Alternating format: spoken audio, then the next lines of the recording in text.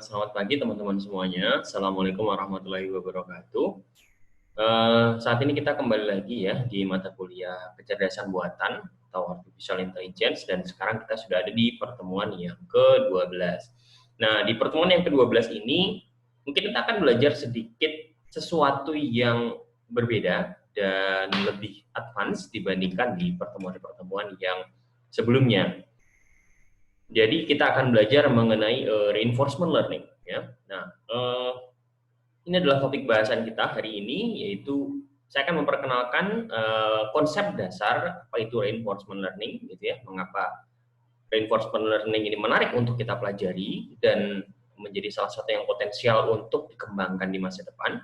Kemudian konsep mengenai Markov decision process, ini adalah konsep dasar yang melandasi munculnya reinforcement learning ya. Kemudian saya juga akan memperkenalkan secara umum ya dua metode atau dua strategi di dalam reinforcement learning yang paling populer. Yang pertama yaitu Q-learning ya, ini sangat populer sekali. Kemudian yang kedua adalah policy gradients ya. Ini ada dua yang sangat populer dan menjadi basic dari reinforcement learning. Dan sebagai pengantar bahwa slide yang saya gunakan pada hari ini merupakan slide yang bersumber dari Stanford University untuk mata kuliah CS 231N Convolutional Neural Networks for Visual Recognition di waktu musim semi atau spring di 2017 ya. Oke. Nah, sebagai pengantar, apa itu reinforcement learning? Nah, ini sangat menarik sekali. Kalau di pertemuan-pertemuan yang sebelum-sebelumnya, teman-teman sudah saya ajari mengenai metode searching atau metode pencarian untuk memecahkan sebuah permasalahan dengan mencari sebuah solusi, gitu ya. Dan di mana kita akan melakukan optimisasi terhadap apa yang dilakukan oleh seorang agent, ya. Agent ini bisa berupa robot, bisa berupa objek yang diberikan dalam tanda kutip kecerdasan, ataukah agent ini bisa juga berupa manusia gitu ya, di mana agent ini akan berinteraksi dengan environment atau lingkungan di sekitarnya ya. Nah, bagaimana si agent ini berinteraksi dengan lingkungan di sekitarnya? Nah, tentu saja dia akan menghadapi berbagai permasalahan atau problem. Kemudian dari permasalahan tersebut, dia akan mencoba mencari sebuah solusi yang terbaik atau teroptimal. Ya. Nah, apa yang diperoleh oleh agent? Nah, ini sekilas balik ya, apa yang kita pelajari di pertemuan-pertemuan awal, pertemuan-pertemuan kedua dan ketiga di mata kuliah kita, bahwa si agent ini menerima informasi berupa state atau kondisi dari lingkungan, gitu ya. Nah, sehingga kita sering menyimpulkannya sebagai state ST gitu ya. Ini adalah state pada waktu atau time ke T gitu ya, time ke T. Nah, kemudian dari kondisi pada lingkungan tersebut, nah si agent ini melakukan reaksi gitu ya, melakukan reaksi, dia memberikan aksi ya atau action. Ya, action ini dilakukan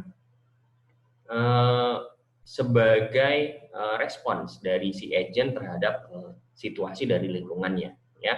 Nah, di sini kita menyimpulkannya sebagai action itu sebagai AT atau action pada time ke T. Ya, kemudian nah ini yang mungkin sedikit berbeda ya dengan di pertemuan-pertemuan awal kita di mana agent bisa berinteraksi dengan lingkungannya. Kalau dalam reinforcement learning, nah environment itu akan memberikan semacam reward ya, reward ini yang akan memacu si agent untuk dia memilih action yang terbaik gitu ya. Nah, apakah action yang selama ini diambil ini sudah terbaik atau tidak? Nah, ini dilihat dari bagaimana reward yang diberikan oleh environment. Contohnya adalah katakanlah kita membuat self-driving car atau robot yang bisa mengemudikan kendaraan secara otomatis, gitu ya. Nah, robot menerima dari lingkungannya berupa state atau kondisi. Nah, kondisinya misalnya bagaimana? Apakah dia ada di jalanan yang lurus ataukah berbelok? gitu ya, ataukah dia berada di persimpangan, begitu ya. Nah, ini adalah situasinya. Nah, kemudian misalnya katakanlah dia ada di situasi di jalan yang lurus, maka actionnya adalah dia menginjak gas, gitu ya, sehingga dia akan mobil akan tetap melaju, gitu ya, dalam garis yang lurus, begitu ya. Nah, rewardnya apa? Reward yang diberikan oleh si environment adalah misalnya rewardnya adalah positif 1, gitu ya. Si agent akan memperoleh reward berupa nilai positif 1, dalam arti dia melakukan sesuatu yang benar, gitu ya. Nah, bagaimana jika misalnya ternyata dia ada di tikungan, gitu ya, di tikungan, sedangkan action yang step-nya adalah jalanan tikungan, gitu ya. Ternyata si agent itu justru mengambil action menginjak pedal gas, gitu ya. Artinya dia tetap melaju secara garis lurus, gitu ya. Nah, tentu saja akan menabrak, gitu ya. Nah, sehingga si environment itu tidak akan memberikan reward, atau bahkan rewardnya bukan berupa nilai positif tapi negatif, dalam arti sebagai sebuah penalti. Nah, seperti itu. Jadi reward ini tolong dipahami bahwa tidak secara absolut atau letterlock bahwa si agent itu menerima poin dari lingkungannya, tapi poin ini adalah kita yang mendesain. Dalam arti seolah-olah si agent itu memperoleh sebuah penghargaan dari lingkungannya. Nah, reward ini diukur dari apa yang ingin dicapai oleh si agent tadi, gitu ya. Nah, kemudian selain memperoleh reward, gitu ya, nah si environment-nya kan statusnya atau kondisinya tentu saja akan berubah, gitu ya. Nah, contohnya adalah misalnya tadi self driving car, gitu ya, dia akan melaju dalam garis lurus, gitu ya. Nah, ini posisi di time ke T, gitu ya. Nah, posisi di time ke T plus 1, ya, artinya 1 menit kemudian, gitu ya, karena tadi dia menginjak rem gas, menginjak pedal gas, gitu ya, sehingga status berikutnya adalah, nah, apakah setelah dia menginjak pedal gas pada waktu tertentu, apakah dia sekarang masih menghadapi jalan yang lurus kah, ataukah sudah akan menghadapi tikungan kah, ataukah akan menghadapi jalan persimpangan misalnya, sehingga ada perubahan kondisi dari lingkungan, ya. Nah, sehingga si agent tadi menerima 2 hal dari lingkungannya. Yang pertama adalah berupa reward tadi, yang kedua adalah kondisi berikutnya dari lingkungan tersebut. Nah, contoh yang paling populer dalam reinforcement learning adalah carpool problem, ya. Carpool problem ini adalah sebuah permasalahan yang sebenarnya cukup sulit untuk manusia.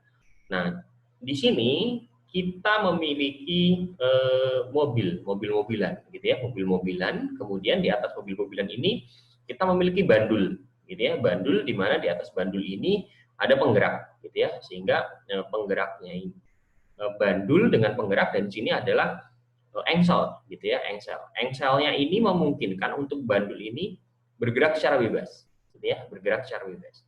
Nah, pertanyaannya, kalau misalnya bandul dalam posisi seperti ini, persis seperti gambar ini, ya, dan mobilnya dalam keadaan diam, gitu ya, apa yang akan terjadi? Tentu saja adalah bandulnya jatuh, gitu ya, bandulnya jatuh, karena ini adalah engsel, gitu ya. Nah, kemudian jika misalnya bandulnya tepat di atas ini, gitu ya, tepat di atas tepat di atas tegak lurus, gitu ya, 90 derajat, maka dia ada di posisi titik kritis, gitu ya, bergerak sedikit maka bandulnya akan jatuh, gitu ya. Nah, di carpool problem ini, ya, si kereta dorong ini atau kartnya ini itu memiliki tugas, yaitu dia harus bergerak kanan dan ke kiri, ya, atau maju mundur, gitu ya, bergerak secara horizontal.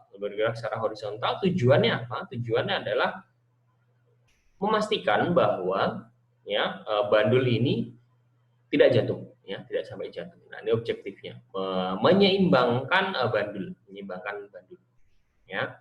Nah, bagaimana supaya si kereta ini tetap bisa menstabilkan, ya berarti dia harus memilih kecepatan tertentu dan arah tertentu, begitu ya.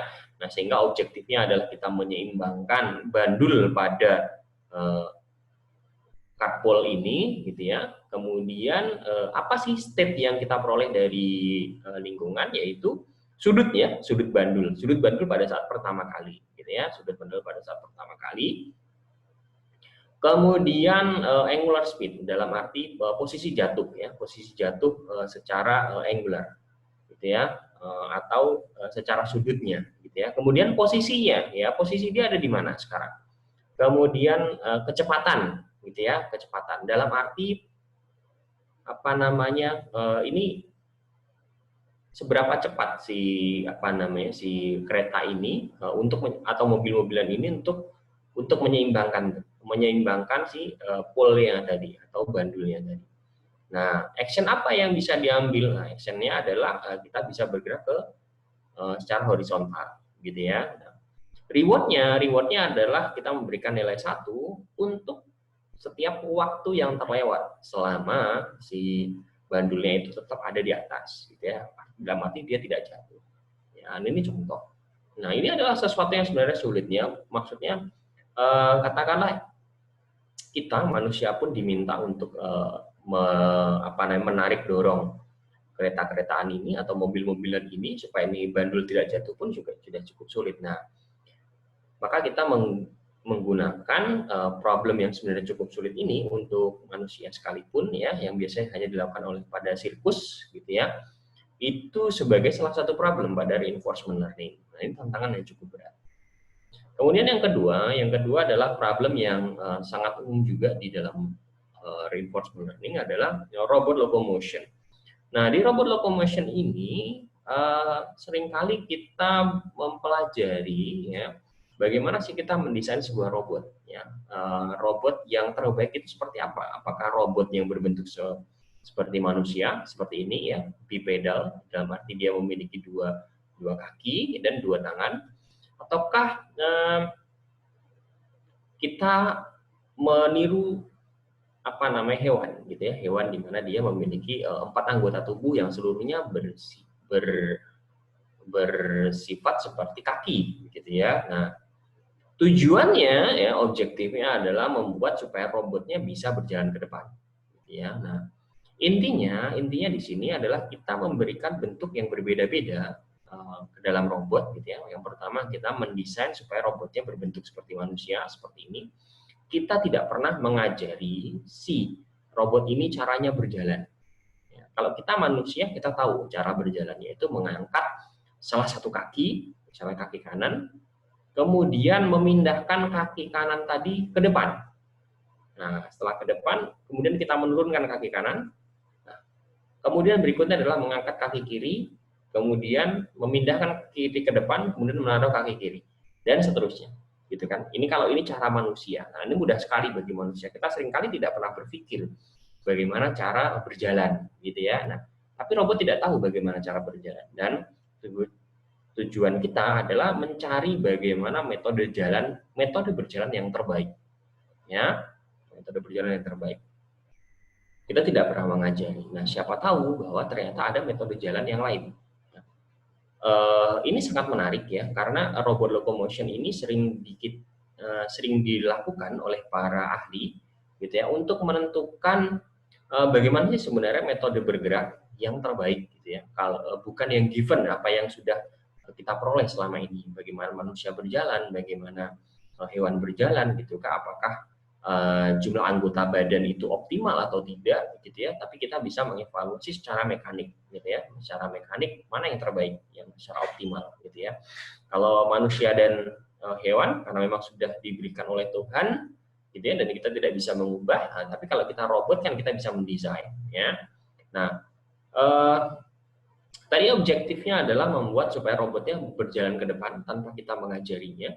Ya, kemudian status atau kondisi dari lingkungan adalah angle atau sudut ya, dan posisi dari masing-masing join itu adalah sendi ya. Jadi statusnya adalah sudut dan posisi dari masing-masing sendi, persendian gitu ya. Nah, karena maksud untuk yang bersifat seperti manusia, berwujud seperti manusia, atau akan berwujud seperti hewan, seperti ini. Nah, kita memperoleh ya, sekarang posisinya ada di mana, masing-masing sendi, gitu ya. atau masing-masing anggota badan ini, gitu ya, dan di mana dia posisinya dan di mana sudutnya, gitu ya.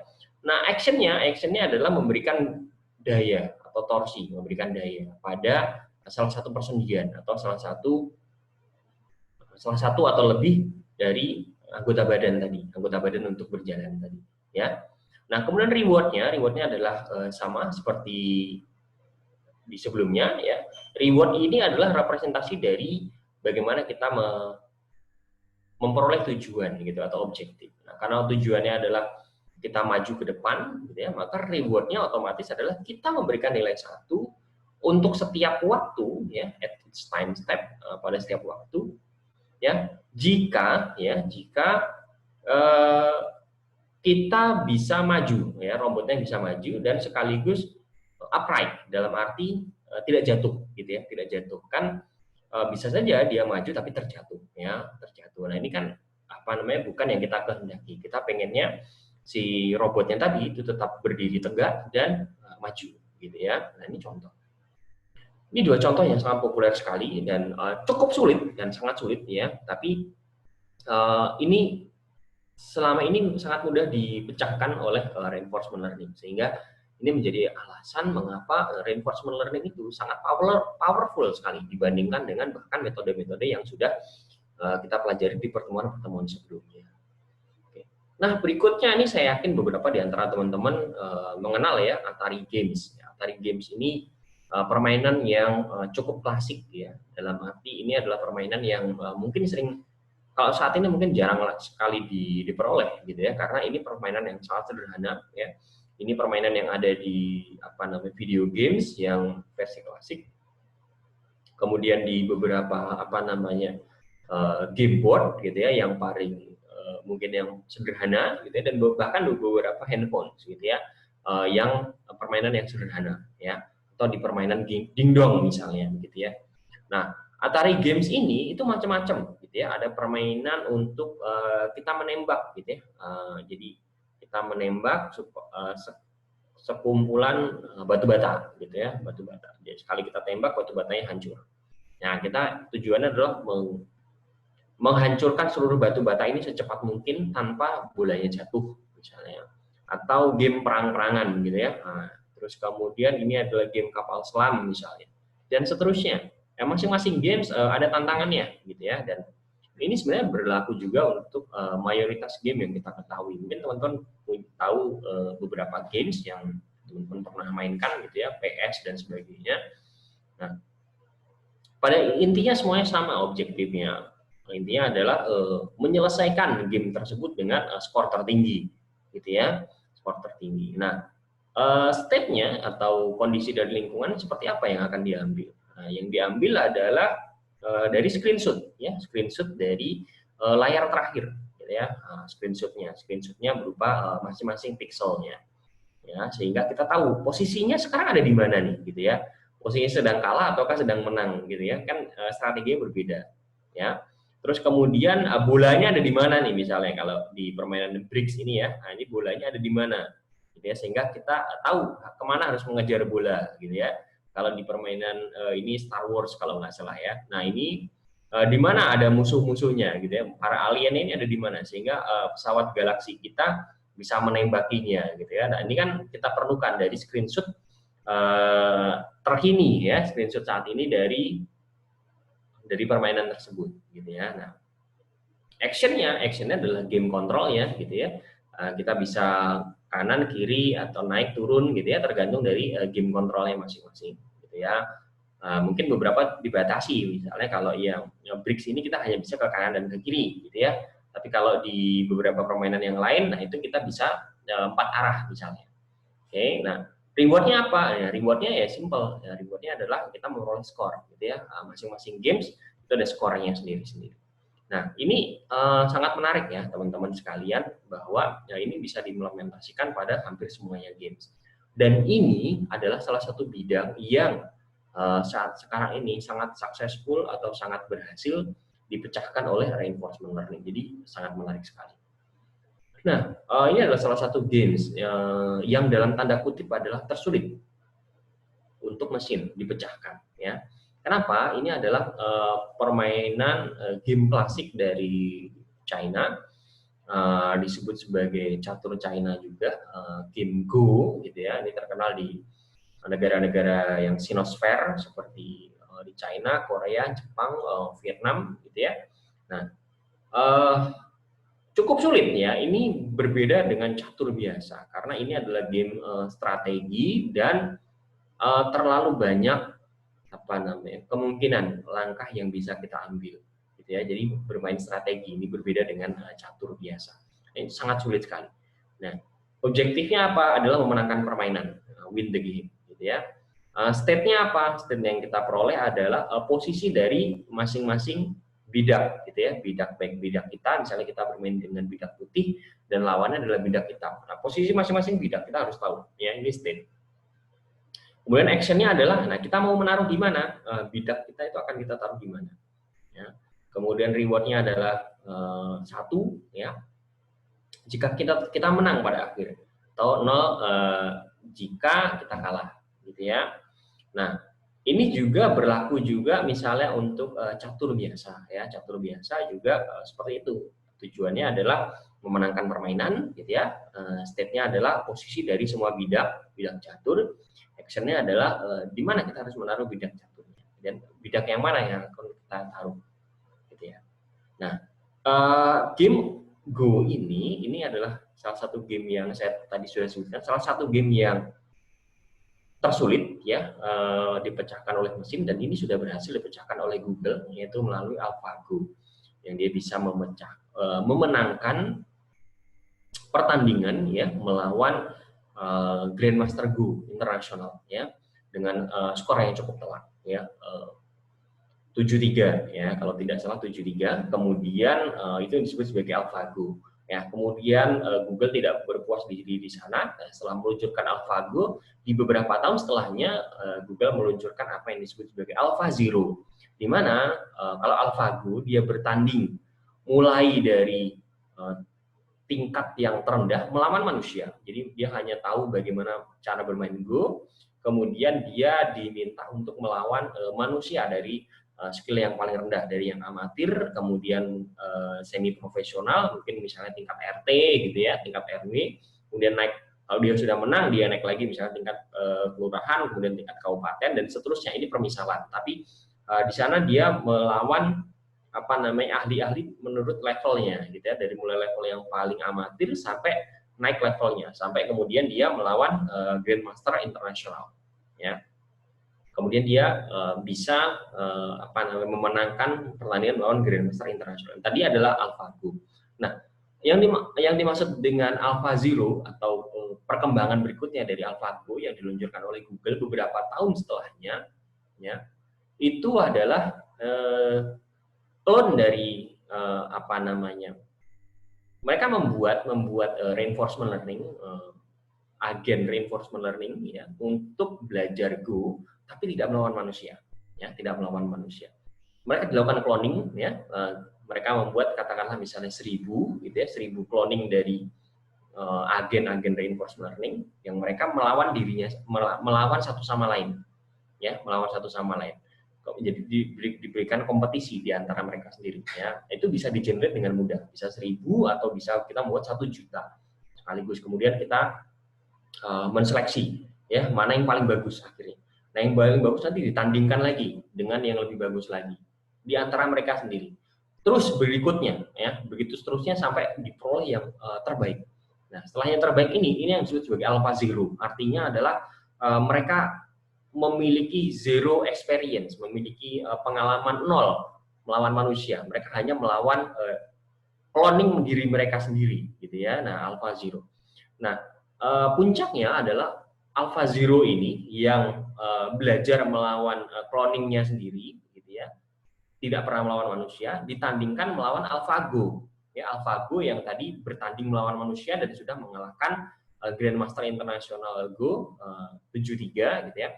AlphaZero ditandingkan melawan AlphaGo. Hasilnya adalah AlphaZero menang 10-0. Nah, ini luar biasa ya. Jadi seperti itu betapa powerfulnya reinforcement learning ya, mengalahkan manusia ya. Ini bahkan tidak hanya game Go ya, game yang lebih mudah seperti catur sudah dipecahkan. Oke, nah pertanyaannya adalah lalu bagaimana sih sebenarnya kita bisa pelajari reinforcement learning ini? Ya, tentu saja kita perlu merepresentasikan problem dan mekanisme dari reinforcement learning ini secara matematis, gitu ya, supaya kita bisa menurunkan algoritma apa yang bisa kita hasilkan untuk memecahkan problem tersebut. Nah, ini membawa kita pada konsep yang disebut sebagai Markov decision process. Ya, Markov decision process ini merupakan formulasi matematis dari permasalahan reinforcement learning. Markov decision process itu artinya proses pengambilan keputusan yang mengacu pada Markov. Ya, Markov itu adalah salah seorang pakar yang sangat terkenal, begitu ya, dan yang melahirkan apa yang disebut sebagai Markov property atau properti Markov. Properti Markov itu mengatakan bahwa status sebuah lingkungan pada saat ini atau current state, status sebuah lingkungan pada saat ini itu secara completely characterized, artinya menentukan status sebuah dunia hanya pada saat ini saja, sudah cukup. Artinya apa? Artinya adalah kondisi lingkungan pada saat ini itu hanya ditentukan pada kondisi saat ini saja, dia tidak tergantung dengan kondisi yang sebelumnya. Maksudnya begini, ya, di dalam Markov decision process atau dalam Markov property itu kita tidak perlu lagi melihat ke belakang. Ya, artinya kalau misalnya tadi kita berbicara tentang agen di dalam self driving car, agen yang mengemudikan kendaraan, gitu ya, kita hanya perlu tahu kendaraan ini atau mobil ini sekarang melaju dengan kecepatan berapa, kemudian jalanan yang ada di depan itu posisinya seperti apa, apakah jalan lurus ataukah jalan berbelok, jalan tikungan, jalan perempatan, atau seperti apa. Kita tidak perlu tahu mobil ini dari mana, sebelumnya melewati apa, tidak perlu tahu, betul ya. Jadi solusi yang atau action yang bisa kita ambil untuk saat ini hanya tergantung pada situasi atau kondisi pada saat ini. Action pada saat ini yang diperlukan itu hanya tergantung pada state pada saat ini, current state, ya. Current action hanya memerlukan current state, ya, completely. Jadi kita tidak perlu tahu state sebelumnya. Jadi kita putuskan, ya, diputus hubungan dengan state yang sebelumnya. Kita hanya membutuhkan state pada saat ini. Nah, ini yang disebut sebagai Markov property. Jadi kita tidak perlu history yang sebelumnya. Kita hanya membutuhkan kondisi pada saat ini yang disebut konsep paling penting di dalam reinforcement learning. Ya. Nah, kita biasa mendefinisikannya dalam secara matematis dengan SARP gamma. S-nya ini adalah himpunan dari semua state atau status atau kondisi. Nah, kemudian A ini adalah himpunan dari semua action yang bisa diambil. Kemudian R ini adalah reward, ya, reward itu yang tadi saya sampaikan. Jadi untuk masing-masing state dan action ada rewardnya, ya. Kemudian P ini adalah transition probability atau kemungkinan transisi, ya, transisi pada lingkungan, ya, ini pada lingkungan. Jadi P ini itu menunjukkan kalau misalnya ada status lingkungan pada saat ini, gitu ya, kemudian ada action yang diambil, nah, apa yang akan step berikutnya yang muncul? Misalnya kalau tadi pada self driving car, gitu ya, si agent yang mengemudikan mobil, gitu ya. Kalau mobilnya sekarang itu diam, gitu ya, kemudian state-nya berarti kan mobil diam, ya, posisi di X katakanlah, ya. Kemudian action-nya itu adalah menginjak gas, ya, menginjak pedal gas. Maka, ya, next state-nya berarti adalah mobil maju. Betul ya, mobil maju ke posisi katakanlah X plus 2 atau X plus 3, gitu katakanlah, ya, maju sekitar 2 meter atau 3 meter. Misalnya begitu, ya. Nah, perpindahan dari state sebelumnya ke state yang baru, ya, state berikutnya, ini kita sebut sebagai transition probability, ya, transition probability. Nah, kemudian ada gamma. Gamma ini adalah discount factor. Discount factor artinya adalah apakah si agent kita ini hanya peduli pada reward ya, karena kita memperoleh reward ya, hanya peduli pada reward jangka pendek ataukah jangka panjang. Yang jangka pendek ataukah jangka panjang. Nah, artinya apa? Begini. Jadi diskon factor ini nilainya adalah dari 0 sampai 1. Ya. Kalau 0 itu artinya si agent kita itu hanya peduli pada reward saat ini, dia tidak peduli pada reward di masa depan. Tapi kalau dia gamanya ini nilainya atau diskon factor ini nilainya adalah 1, maka artinya si robot kita itu hanya peduli pada reward di masa depan, tidak peduli pada reward pada saat ini. Contohnya adalah begini. Kalau misalnya kita memiliki agent yang bermain bola voli, katakanlah ya, bermain bola voli. Nah, di dalam bola voli kita tujuannya adalah menang, betul ya? Tujuannya adalah menang. Nah, kalau tujuannya menang, ya kita bisa mengumpulkan dari poin demi poin, betul ya? Poin demi poin. Tapi ya, kalau kita misalnya mengumpulkan poin demi poin, gitu ya, berarti kita menguras energi di awal. Ya, kita cepat capek. Kemudian mungkin stamina kita terkuras, kemudian kita cepat kalah. Akhirnya kalah. Ya, jadi kita mengejar, katakanlah kita mengejar reward pada saat ini, rewardnya adalah berupa poin. Tapi pada akhirnya kita kalah. Ataukah kita sedikit menyimpan tenaga, jadi mengumpulkan poin secukupnya saja, sambil kita menyimpan stamina kita, ya, supaya kita pasti bisa meladeni lawan kita. Nah, berarti kita peduli pada reward pada jangka panjang, artinya kita peduli pada kita memenangkan game secara keseluruhan, tidak hanya poin per poin. Nah, disinilah manfaat dari diskon factor. Jadi apakah kita akan mempedulikan reward pada saat ini saja, gitu ya, ataukah reward pada masa depan. Misalnya lagi pada pertandingan catur, gitu ya, kita bisa melihat ada pecatur yang hobinya itu memakan, gitu ya, memakan bidak lawan, gitu ya. Pokoknya ada yang yang nganggur, dia dimakan, gitu ya. Diberikan umpan, dia dimakan, ya. Diberikan umpan lagi, dimakan. Gitu ya. Tidak peduli, pada akhirnya dia kalah. Gitu ya. Jadi target dia adalah kalau ada bidak catur yang lawannya yang potensial, dia makan. Ya. Pada akhirnya dia kalah. Ya, tapi ada yang tidak peduli pada bidak catur lawan yang akan dimakan, tapi dia peduli pada strategi jangka panjang, ya, strategi di mana dia memenangkan pertandingan itu di akhir. Ya. Nah, disinilah kita menentukan diskon factor. Apakah kita meminta si agent kita untuk berpikir jangka panjang atau berpikir jangka pendek.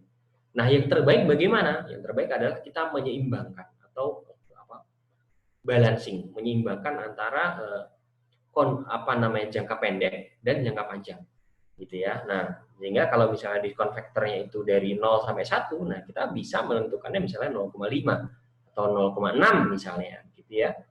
Seperti itu. Nah, dari Markov decision process tadi, nah, kalau misalnya kita mendefinisikan dari setiap waktu, gitu ya, pada pada initial condition, pada kondisi awal, gitu ya, time step t sama dengan 0, ya, di lingkungan kita akan memperoleh secara random, misalnya secara random kondisi awal, gitu ya. Initial state atau S0 ini adalah kondisi awal, gitu ya. Kemudian ya, pada T sama dengan 0 pada waktu awal, gitu ya, sampai nanti tujuannya terselesaikan, gitu ya, maka si agent harus memilih beberapa action yang tersedia, ya. Dia akan memilih action T, gitu ya, misalnya. Jadi dia harus memilih actionnya. Misalnya kalau tadi mobil, berarti dia harus maka rem ataukah gas ataukah belok kanan ataukah belok kiri, gitu ya. Kemudian si environment memberikan reward, gitu ya. Betul. Kemudian environment memberikan next state, ya, sama. Kemudian si agent menerima reward dan menerima next state. Jadi seperti itu. Jadi Markov decision process. Jadi kita tidak lagi melihat kondisi-kondisi yang sebelumnya, tapi hanya melihat kondisi saat ini untuk mengambil action. Ya. Kemudian apa yang disebut sebagai policy atau sebuah kebijakan, nah ini akan menjadi bahan untuk saya menyampaikan salah satu algoritma yang sangat penting di sini. Policy itu adalah sebuah fungsi yang menentukan dari S ya, dari state yang kita terima ya ke A atau actionnya. Jadi dia memetakan kalau ada situasi seperti ini, actionnya harus seperti ini.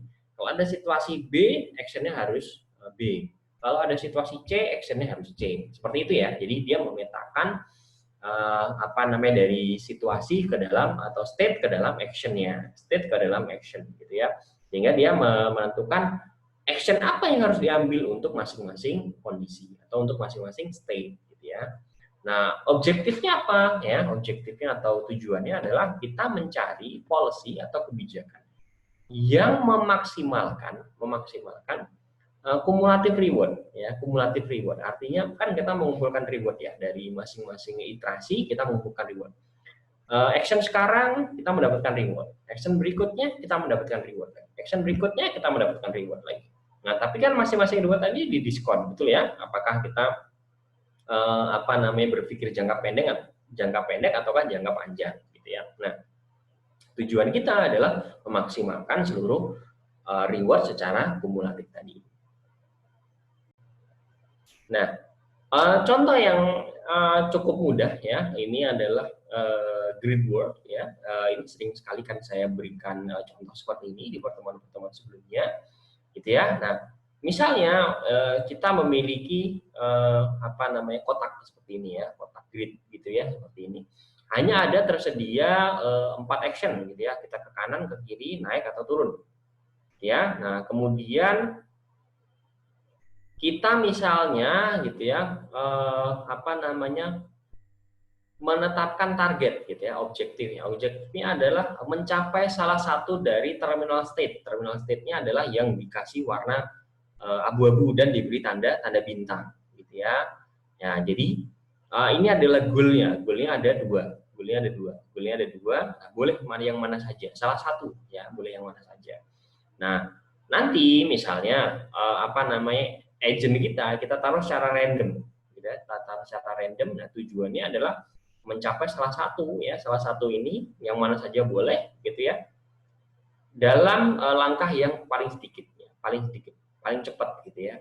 Nah, sehingga karena masing-masing langkah nanti akan kita memperoleh reward. Nah, di sini harusnya bukan reward tapi penalti, ya, karena kita pengennya langkahnya semakin sedikit gitu ya. Kalau kita setiap langkah kita kasih reward positif, nah nantinya si robot akan melangkah sebanyak-banyaknya. Ya, tapi karena kita pengen robotnya itu mencapai tujuan itu dengan mudah, dengan cepat, ya, berarti kita menetapkan rewardnya secara negatif, gitu ya. Nah, kita menetapkan rewardnya secara negatif. Nah, apa yang dimaksud dengan policy gitu ya? Kalau random policy atau policy secara acak yang tadi saya sebutkan ya, itu berarti kita meraih sebuah objektif atau tujuan dari permasalahan kita, karena tujuannya adalah melangkah menuju yang berbintang dan berwarna abu-abu ini. Kalau random policy ya berarti si agent itu bebas dia menuju kemana saja, naik turun kanan kiri bebas ya. Nah, ini random gitu ya. Jadi kalau nanti si agent kita taruh di sini, dia ada punya 4 kemungkinan. Taruh di sini ya punya 4 kemungkinan dan seterusnya. Ya, namanya random. Padahal kalau di sini misalnya turun nggak ada tempat lagi, dia ke kiri dia tidak ada tempat lagi, sehingga ini meaningless. Ya. Nah, bagaimana kalau yang optimal gitu ya, policy yang optimal? Policy yang optimal tentu saja adalah dikaitkan dengan tujuannya, gitu ya. Jadi kalau ada di sini dia optimal adalah naik. Gitu ya, hanya naik saja, tidak ada alternatif yang lain.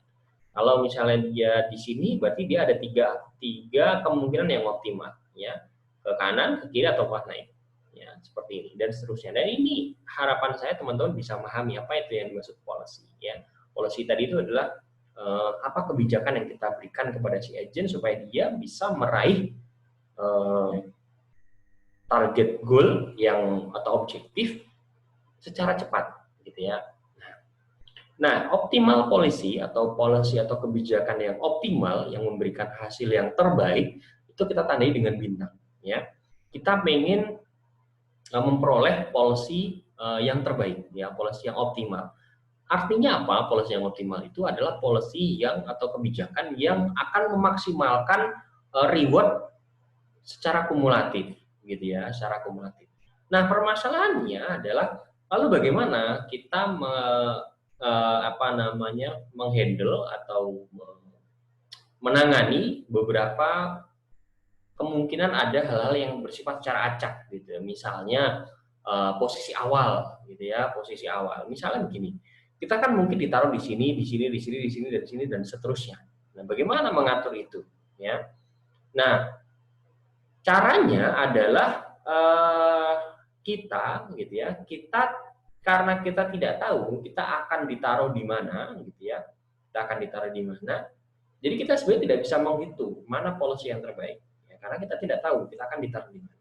Nah, apa yang kita lakukan adalah menghitung expected gitu ya, atau harapan dari reward secara kumulatif di masa depan, karena yang asli kita tidak tahu. Jadi kita menghitung apa yang diharapkan atau expected ya. Nah, ini kita bisa menghitungnya. Nah, policy itu sering disimbolkan sebagai P ya, sebagai P, sehingga policy yang optimal itu kita simbolkan sebagai P star atau P dengan tanda bintang ya. Ini adalah P yang akan memaksimalkan expected reward. Nah, ini adalah rewardnya ya, kumulatif rewardnya, sum of reward. Jadi kita memaksimalkan expected kumulatif rewardnya ya. Ini. Nah, jadi P yang memaksimalkan berarti bukan P yang maksimal, bukan. P-nya nggak harus maksimal, tapi P-nya yang memaksimalkan. Makanya di sini bukan maksimum, tapi argumentum maksimum atau yang memaksimalkan. Ya, dengan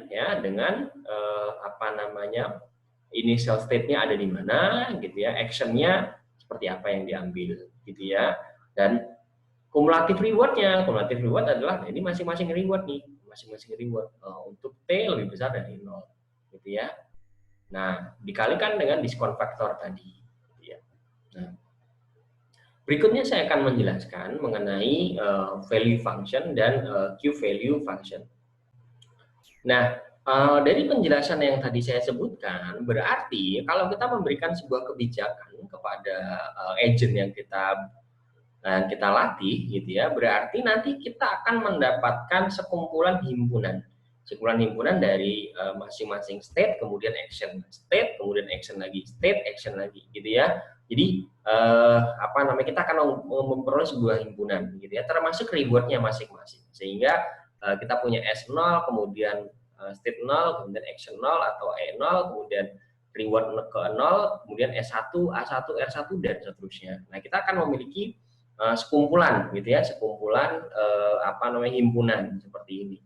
Nah, pertanyaannya adalah seberapa bagus sebuah state yang kita peroleh dari lingkungan gitu ya. Nah, ini yang kita sebut sebagai nilai value gitu ya, atau value function. Value function ini mengukur seberapa bagus sebuah state atau sebuah situasi dari lingkungan gitu ya. Yang diperoleh dari apa? Diperoleh dari seberapa harapan dari reward secara kumulatif di masa depan kalau kita mengikuti kebijakan yang sekarang gitu ya. Nah, jadi ini yang kita menyebutnya sebagai value function yang kita sebutkan sebagai V dari P untuk state S gitu ya. Isinya adalah expected value dari kumulatif reward di masa depan. Ya, yang artinya misalnya begini. Kita memiliki posisi nanti ada di sini gitu ya, posisi ada di sini. Nah, ini seberapa bagus gitu ya. Kalau di sini kita tahu ya posisi tinggal satu langkah lagi. Gitu ya. Nah, kalau di sini masih jauh. Gitu ya. Nah, kita kan sebenarnya bisa mengukur ya. Kita bisa mengukur ya. Sebenarnya seberapa bagus sih posisi kita sekarang gitu. State sekarang itu sebenarnya seberapa bagus. Ya.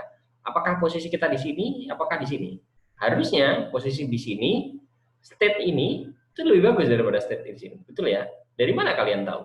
Ya, karena expected cumulative reward-nya lebih bagus di sini ya, karena di sini dari sini state di sini untuk mencapai goal hanya kita memperoleh reward -1, betul ya, -1.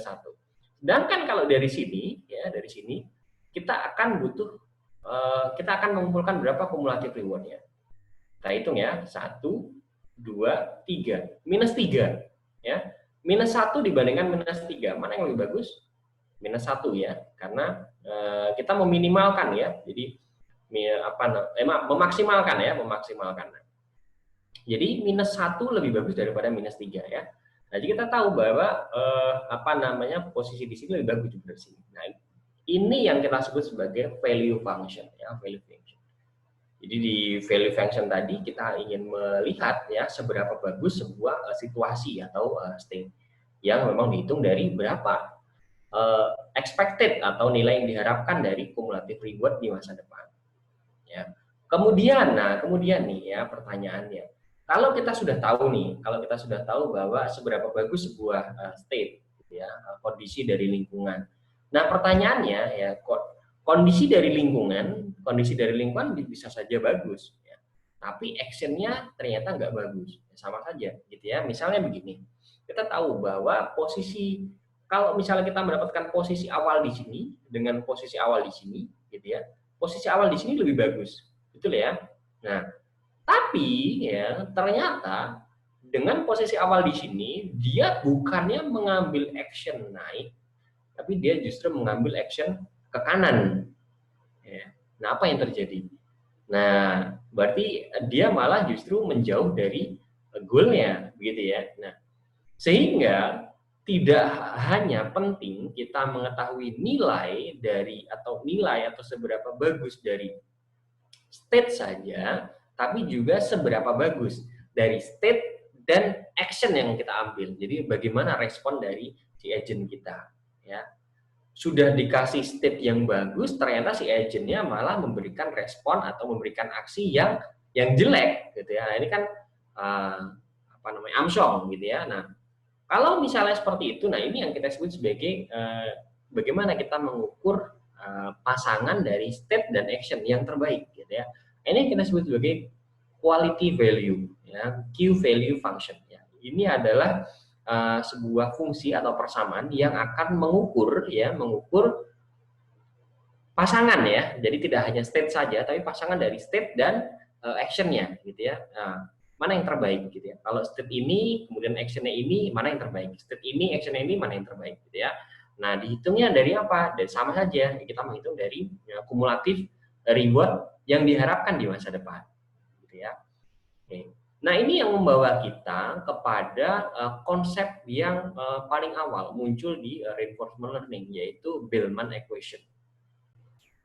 Nah, ini yang disebut sebagai Bellman equation yang tanpa sadar sudah kita pelajari tadi ya. Jadi kalau kita tadi sudah bisa mengukur mana pasangan state dan action yang nilainya berapa gitu ya masing-masing, sehingga kita bisa mencari mana yang terbaik gitu ya. Bagaimana merespon dari masing-masing kondisi lingkungan, betul ya. Nah, ini yang disebut sebagai Bellman equation, di mana kita akan mencari Q star. Q star itu adalah Q value yang optimum gitu ya. Jadi mana pasangan state dan action yang paling bagus gitu ya. Jadi kalau kita punya kondisi ini, action mana yang terbaik?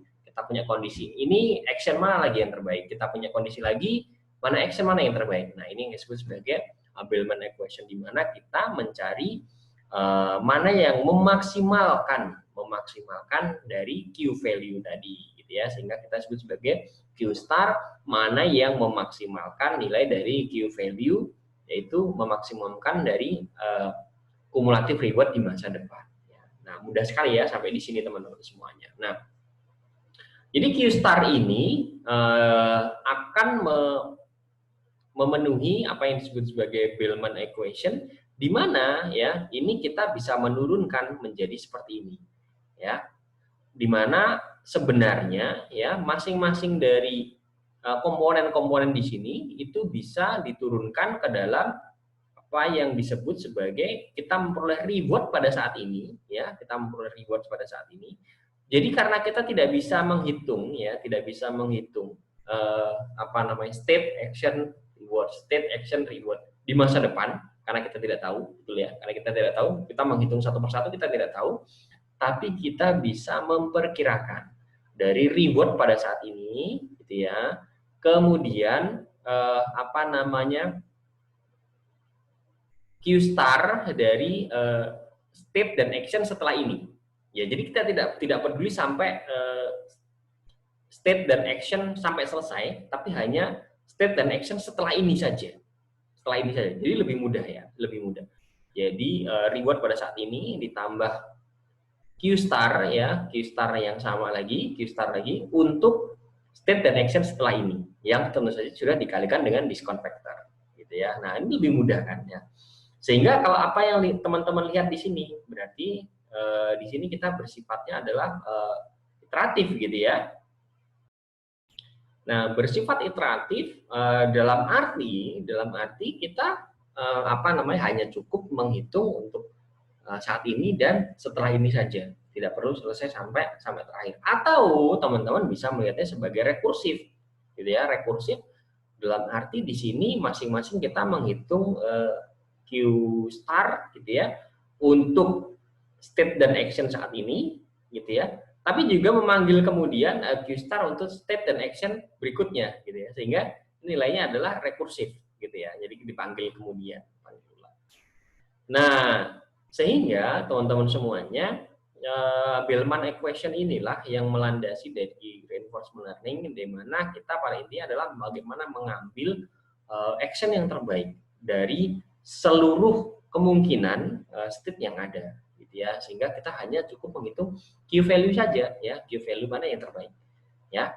Nah, ini yang membawa kita pada bagaimana kita mengarahkan dari agen kita.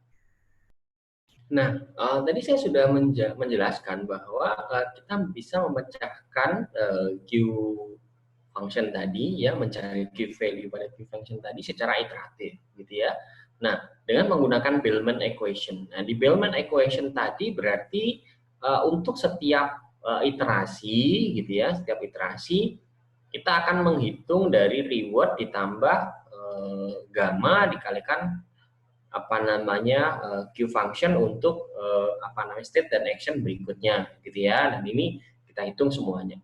Nah, pada akhirnya nanti kita akan memperoleh apa yang kita sebut sebagai Q value yang optimal, gitu ya.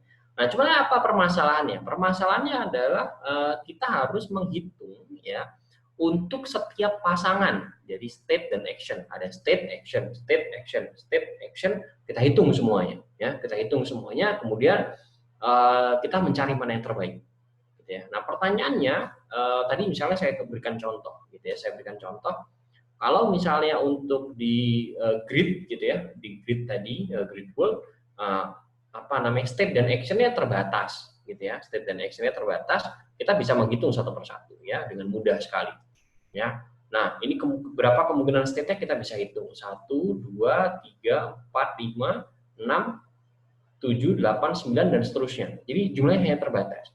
Nah, bagaimana jika misalnya game Go, gitu ya, di game Go seperti ini. Kemungkinannya banyak sekali. Ya, belum lagi misalnya dalam pertandingan catur misalnya, atau di pertandingan bola voli, gitu ya, mana yang akan dilakukan oleh lawan dan apa yang kita lakukan, gitu ya. Sehingga kumpulan dari keseluruhan state dan action tadi itu kalau misalnya kita harus hitung satu persatu dengan Bellman equation ini, maka akan sangat menyulitkan sekali, gitu ya, tidak scalable. Kalau untuk kasus yang mudah mungkin bisa, tapi untuk kasus yang sangat kompleks, nah ini akan menyulitkan, gitu ya. Nah, apa solusinya adalah kita menggunakan aproksimasi atau pendekatan, gitu ya, pendekatan. Jadi tidak menghitung secara absolut, tapi menggunakan pendekatan untuk mengestimasi dari nilai dari Q function. Nah, contohnya apa? Kita menggunakan neural network. Ini adalah salah satu metode aproksimasi yang selama ini terbukti sangat bagus, gitu ya. Nah, caranya adalah dengan menggunakan apa yang disebut sebagai Q-learning. Nah, Q-learning itu adalah kita belajar untuk memperoleh nilai Q function yang terbaik, ya, dengan menggunakan aproksimator tadi atau neural network tadi, ya, yang kita gunakan untuk mengaproksimasi nilai dari Q function yang terbaik, ya. Jadi kita dengan menggunakan function approximator tadi ya, berarti kita memperoleh sebuah parameter gitu ya, parameter dari neural network. Nah, dengan neural network yang sudah kita hyper tuning sedemikian rupa, mungkin kita akan bisa memperoleh aproksimasi yang terbaik gitu ya, aproksimasi yang terbaik. Jadi kita bisa menyimpulkan seperti ini ya, Q dari state, kemudian dari action, kemudian parameter dari neural network-nya itu akan sama atau mendekati dari nilai Q value yang paling optimal atau Q star gitu ya. Nah, jika kita menggunakan fungsi aproksimasinya tidak hanya sekedar neural network biasa, tapi deep neural network atau deep learning, maka ini akan menjadi sebagai deep Q learning gitu ya. Dan ini adalah salah satu yang sangat populer di dalam reinforcement learning. Nah, ini tadi adalah parameter atau weights atau penimbang dari neural network atau deep neural network yang kita gunakan. Nah, kembali teman-teman harus ingat bahwa tadi kita ingin mencari nilai Q function yang memenuhi dari Bellman equation ini, gitu ya. Nah, maka kalau misalnya implementasinya dengan menggunakan neural network atau dengan deep learning, tentu saja kita harus memasukkannya ke dalam loss function yang ada di dalam deep learning tadi atau di dalam neural network tadi. Kemudian dari sana kalau kita sudah menghitung secara feed forward atau forward pass gitu ya, nah kita akan melakukan estimasi gitu ya, estimasi terhadap nilai Q yang optimal gitu ya, kita bandingkan. Nah ternyata ada selisihnya. Nah selisihnya tadi kan berarti kita sebut sebagai loss atau error ya, atau kalau dalam statistik kita menyebutnya sebagai residual gitu ya. Nah residual atau error atau loss tadi itu kita melakukan back propagation atau backward pass. Nah backward pass ini sehingga kita akan memodifikasi parameter atau penimbang dari neural network kita sehingga akan memperoleh parameter yang nantinya yang terbaik untuk mengaproksimasi ya. Nah, di sini berarti kita memang secara iteratif gitu ya melakukan training pada neural network kita untuk memperoleh aproksimasi yang terbaik terhadap Q value yang optimal gitu ya. Nah, sehingga kita tidak lagi mencari nilai Q value secara manual satu persatu untuk seluruh kemungkinan dari state dan action, tapi kita hanya melakukan aproksimasi dengan menggunakan neural network. Ya. Nah, ini yang contoh ini yang paling sering digunakan dan secara efektif terbukti berhasil gitu ya untuk memecahkan permasalahan-permasalahan pada games gitu ya. Nah, contohnya adalah Atari Games. Di Atari Games ini implementasi dari DeepQ Network sudah sangat populer dan bahkan bisa mengalahkan skor yang diperoleh manusia pada games-game tersebut gitu ya. Nah, arsitekturnya bagaimana dari DeepQ Learning tadi? Ya. DeepQ Learning tadi arsitekturnya sering disebut sebagai Q network atau deep Q network gitu ya. Arsitekturnya cukup simpel, yaitu kita memiliki convolutional gitu ya, kemudian kita juga memiliki fully connected layer gitu ya, di mana di akhir ya di fully connected layer yang terakhir kita akan memperoleh keputusan gitu ya. Biasanya kalau di fully connected layer yang terakhir itu kita menentukan misalnya outputnya apa gitu ya. Outputnya misalnya hanya dua saja, misalnya kita mau menentukan antara miskin dan tidak miskin, berarti outputnya hanya 2 kelas, iya atau tidak. Menentukan apakah sebuah gambar itu anjing atau kucing, berarti outputnya hanya 2, anjing atau kucing. Nah, kalau misalnya kasus di sini, nah fully connected layer yang terakhir isinya adalah berapa kemungkinan action yang harus ditempuh gitu ya. Nah, ini adalah convolutional layer-nya. Nah, kemudian di fully connected layer yang terakhir isinya adalah 4 action. Ya, kebetulan misalnya ini 4 action, tapi untuk masing-masing games ya bisa aja berbeda-beda gitu ya. Misalnya kalau misalnya untuk game break seperti ini, nah itu actionnya hanya ada 2, ke kanan atau ke kiri. Maka fully connected layer-nya itu hanya ada 2 output ya, kanan atau ke kiri gitu ya. Sehingga inputnya apa? Inputnya adalah screenshot ya, screenshot dari masing-masing games ini masuk ke dalam convolutional layer, kemudian nanti convolutional layer dalam convolutional layer ini melanjutkan ke dalam fully connected layer, dia akan memberikan sebuah output apakah kita harus bergerak ke kanan, ke kiri, ke atas, ke bawah. Begitu ya. Nah, sampai di sini teman-teman akhirnya bisa terbayangkan ya bagaimana kita memecahkan permasalahan yang rumit tadi ya, reinforcement learning yang rumit tadi dengan neural network ya dalam bentuk deep Q network ya. Nah, ini sangat mudah ya, berarti kita akhirnya itu mengkonversi dari penghitungan Q network secara manual menjadi hanya melakukan training pada neural network ya. Nah, cara melakukan training pada neural network tentu saja ini sudah pernah saya bahas ya pada mata kuliah data mining di mata kuliah kita semester yang lalu, tentu saja dengan meminimalisasi loss function gitu ya. Nah, coba teman-teman mungkin bisa merefer ke mata kuliah kita yang data mining kalau teman-teman terlupa bagaimana cara kita melakukan training pada neural network ya.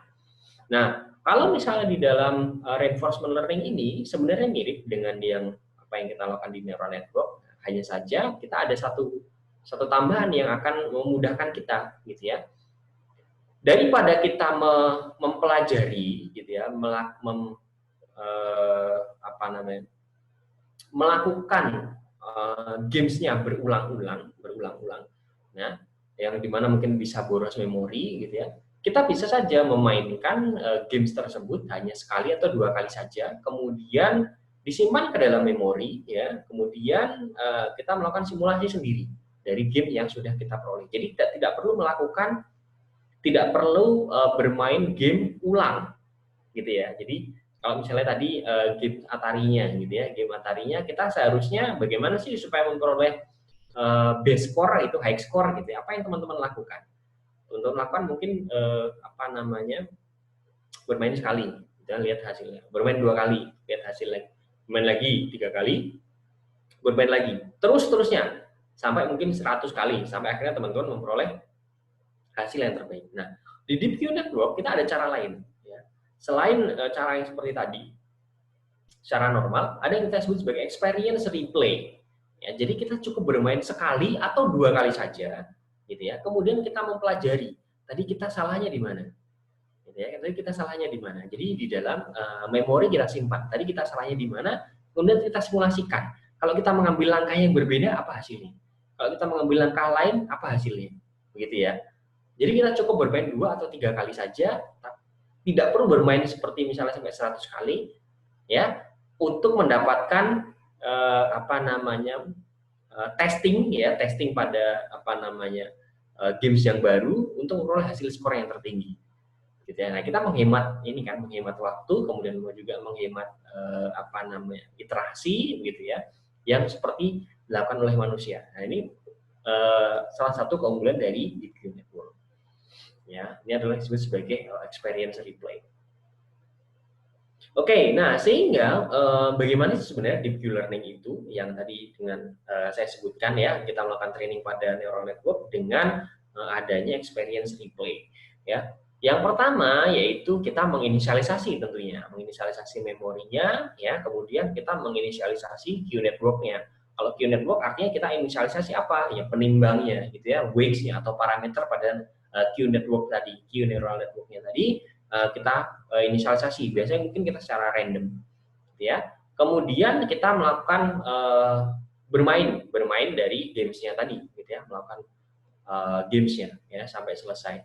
Nah, apa yang kita lakukan adalah pertama menginisialisasi. Nah, kalau misalnya dalam games ya kita start di awal, nah, mungkin secara random, gitu ya. Kita ada di posisi di mana, ya. Kemudian untuk setiap time step ya,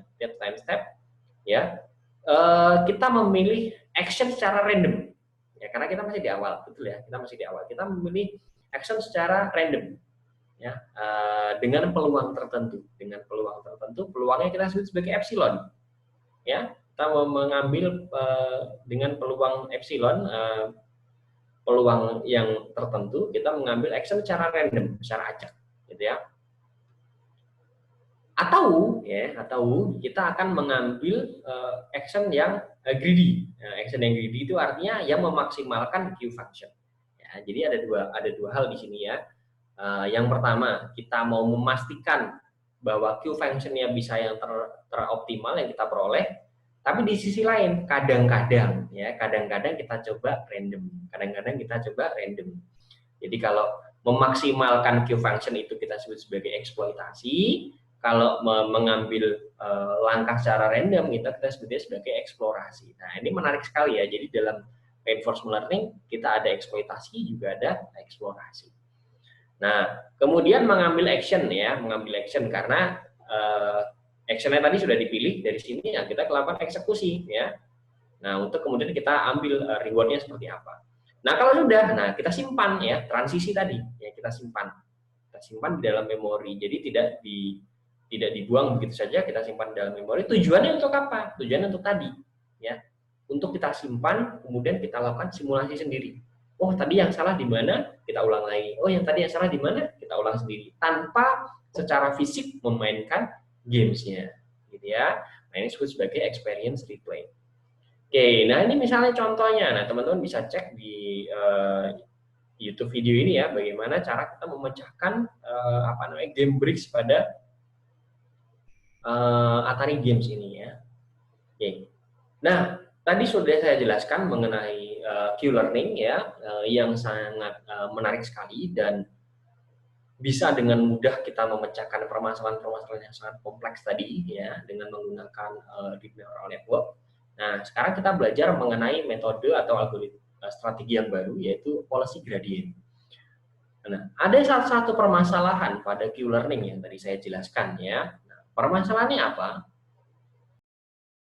Permasalahannya pada Q-learning itu adalah seringkali untuk memperoleh nilai dari Q value ya dengan menggunakan Q function itu sangat sulit ya atau sangat kompleks. Contohnya ini ada contoh.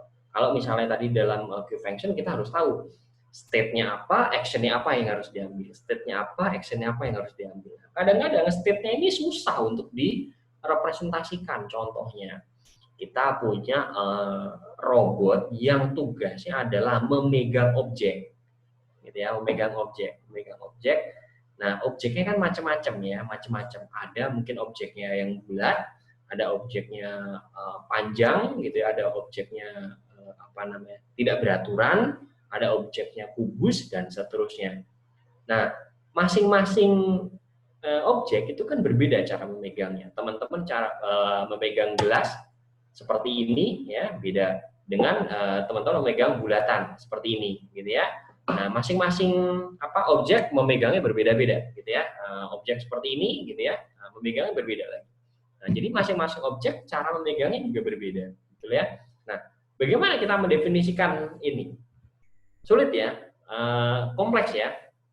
Bagaimana kita mengenali masing-masing objek kemudian memegangnya, gitu kan? Nah, ya cukup sulit.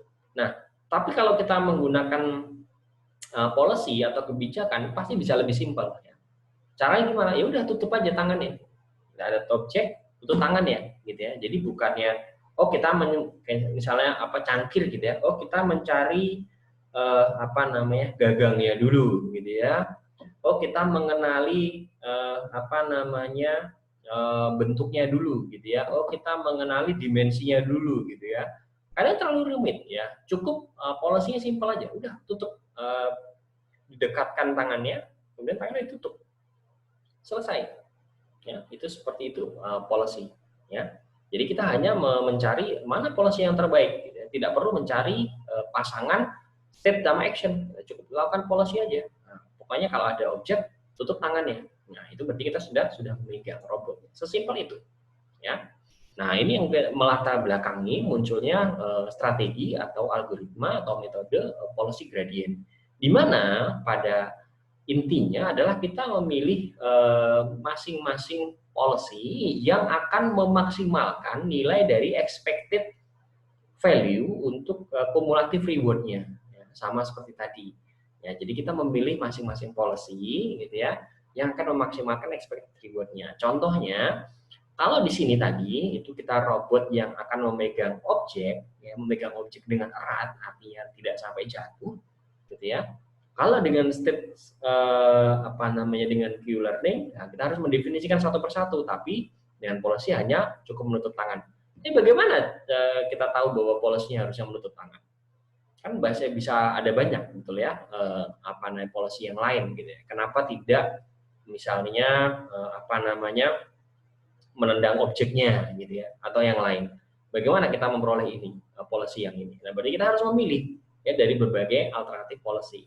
Kalau tadi di Q-learning kita belajar memilih dari alternatif state dan action, nah sekarang di policy gradient kita baru memilih policy-nya. Itu tidak peduli dengan state sama action. Ya. Nah, sehingga kita akan policy itu sering disebutkan sebagai theta ya. Kita ingin memperoleh policy yang optimal, berarti theta star gitu ya. Nah, caranya bagaimana? Nah, caranya adalah kita melakukan gradient ascent ya. Nah, teman-teman yang masih ingat di mata kuliah data mining ya untuk the neural network sudah pernah saya jelaskan mengenai gradient descent ya, yaitu kita melakukan gradient dengan cara descending gitu ya. Descending artinya dari besar ke kecil gitu ya, descending. Nah, ascent itu artinya berarti dari kecil ke besar. Gradientnya kita dari kecil ke besar untuk policy. Kenapa dari kecil ke besar? Karena kita tujuannya adalah memaksimalkan kumulatif reward-nya. Nah, contoh yang sangat populer untuk policy gradient itu adalah AlphaGo. Ya, kalau misalnya tadi contoh untuk Q-learning itu adalah pada Atari Games ya, sedangkan pada policy gradient, nah ini AlphaGo ya. Nah, di mana pada AlphaGo ini dia merupakan kombinasi atau campuran dari supervised learning dan reinforcement learning ya. Supervised learning-nya apa? Yaitu menutup pergerakan dari bidak lawan gitu ya. Reinforcement learning ya tadi mengoptimalkan reward ya di masa depan gitu ya. Dan ini mengkombinasikan antara metode MCTS, Monte Carlo Tree Search, dengan Deep Reinforcement Learning. Ya. Oke, sampai di sini mudah-mudahan teman-teman bisa memahami ya pengantar mengenai Deep Reinforcement Learning ini yang sudah saya sampaikan ya. Kita intinya tadi sudah belajar mengenai Reinforcement Learning dan ada dua pendekatan yang secara umum kita sudah pelajari, yaitu policy gradient dan Q-learning. Kalau dalam policy gradient kita memilih policy-nya gitu ya. Kalau Q-learning kita memilih pasangan dari state dan action. Tapi masing-masing ada kelemahannya ya. Untuk policy gradient ini seringkali secara umum. Gitu ya. Seperti tadi kita memegang objek itu cukup menutupkan tangan. Secara umum ini hanya seringkali berlaku secara umum ya. Sehingga banyak simpangannya gitu ya, banyak variansnya, banyak simpangannya, sehingga membutuhkan sampel yang banyak gitu ya. Bagaimana kita tahu bahwa yang dinamakan memegang objek itu adalah dengan menutup tangan ya. Nah, ini juga salah satu tantangan. Nah, kalau dalam Q-learning ya, sering kelemahannya tadi sudah saya sebutkan, tidak selalu bekerja dengan baik gitu, karena seringkali terlalu sulit untuk kita representasikan ya. Nah, tapi ada masing-masing ada positifnya juga ya, yaitu kalau di policy gradient, nah kita bisa memperoleh hasil yang cukup baik ya, tapi kalau dalam Q-learning itu mudah untuk diimplementasikan, salah satu kelebihan. Oke, mungkin sampai di sini teman-teman pengantar kita mengenai reinforcement learning. Saya yakin ini akan sangat menarik, dan untuk prakteknya saya akan memberikan sebuah link yang teman-teman bisa praktekkan. Dan jika ada pertanyaan silakan ditanyakan. Terima kasih, saya tutup dulu. Selamat siang. Assalamualaikum warahmatullahi wabarakatuh.